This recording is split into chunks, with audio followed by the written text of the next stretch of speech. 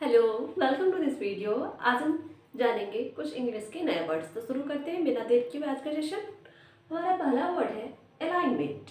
ALIGNMENT। Alignment मतलब होता है गठबंधन। अरेंजमेंट इन स्ट्रेट लाइन और an agreement between two parties to support same thing. यानी कि गठबंधन जो होता है वो क्या हुआ, अलाइनमेंट मतलब एक अरेंजमेंट होता है जो एक ही सीध में हो, तो उसको हम क्या कहेंगे, अलाइनमेंट कहेंगे। या फिर दो पार्टीज, ज़्यादातर राजनीतिक पार्टियों का गठबंधन होता है तो उसको हम क्या कहते हैं, पॉलिटिकल अलाइनमेंट, राजनीतिक गठबंधन। अगला वर्ड है सार्डिनेस। SARDINES, sardines. SARDINES, सार्डिन्स जो है वो एक प्रकार की मछली है जो कि ज़्यादातर समुद्र में पाई जाती है। ए टाइप ऑफ फिश, एक मछली का नाम है सार्डिन्स। अगला वर्ड है रिवील्ड। REVEALED, revealed. रिवील्ड मतलब होता है खुलासा करना या प्रकट करना। यानी कि कुछ सीक्रेट्स है उसका हम खुलासा करते हैं, या फिर कोई बात है उसको हम जाहिर करते हैं तो क्या कहेंगे, हम रिवील्ड कहेंगे कि मैटर को रिवील किया गया या फिर कोई केस को रिवील किया गया। खुलासा करना या प्रकट करना। डिस्क्लोज, अनवेल और एग्जिबिट, ये इसके क्या हो गए, साइन हो गए।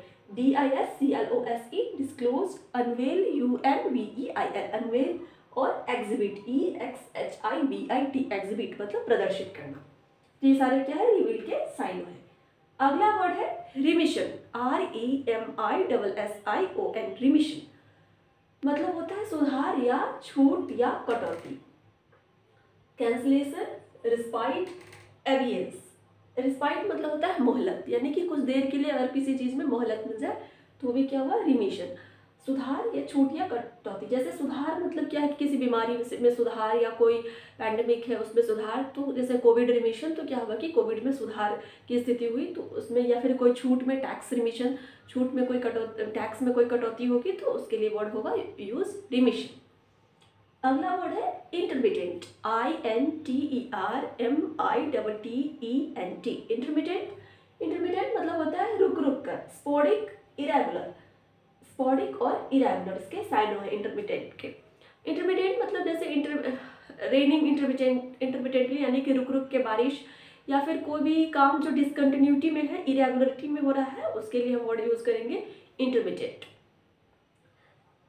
उसके बाद है अगला वर्ड है ग्रोथ फाल्टरिंग। ग्रोथ फाल्टरिंग मतलब GROWTH, ग्रोथ, फाल्टरिंग FALTERING, फाल्टरिंग मतलब विकास का लड़खड़ाना। यानी कि ये जो होता है ज़्यादातर जो कुपोषण के सेंस में होता है कि बच्चों की जो एज होती है उसके अनुरूप क्या है कि उनकी ग्रोथ नहीं हो रही है। उनका जो एज है उसके अनुरूप अगर उनकी ग्रोथ नहीं हो रही है तो क्या है कि वो उनका विकास का क्रम क्या है कि वो लड़खड़ा रहा है, अच्छे से ग्रोथ नहीं हो रहा, तो उसमें हम वर्ड करते हैं, यूज़ करते हैं ग्रोथ फाल्टरिंग। इसके अलावा फाल्टरिंग वर्ड का और भी वर्ड के साथ यूज होता है, जैसे फॉल्टरिंग अटेम्प्ट्स, असफल प्रयास।